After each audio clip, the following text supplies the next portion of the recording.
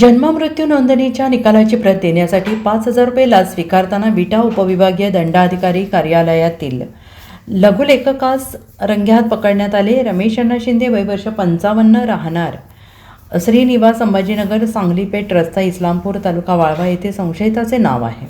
सदरची कारवाई लाचलुचपत प्रतिबंधक विभागाच्या पथकाने केली. घटनेची माहिती अशी की तक्रारदार यांनी त्यांच्या पक्षकारामार्फत जन्म आणि मृत्यू नोंदणीचे अर्ज, वकीलपत्र घेऊन प्रांत कार्यालय विटा येथे दाखल केले. त्यापैकी झालेल्या 4 अर्जाच्या निकालाचे आणि प्रलंबित एका अर्जाच्या निकालांचे असे प्रत्येकी 1,000 रुपयांप्रमाणे लघुलेखक रमेश शिंदे यांनी तक्रारदाराकडे 5,000ची मागणी केली आणि याबाबतची तक्रार शुक्रवारी तक्रारदार यांनी लाचलुचपत प्रतिबंधक विभागाकडे दिली होती.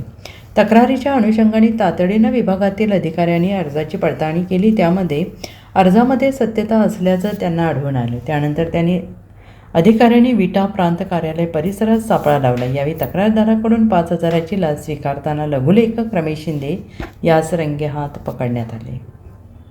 Bureau report, SBN Marathi, Sangli.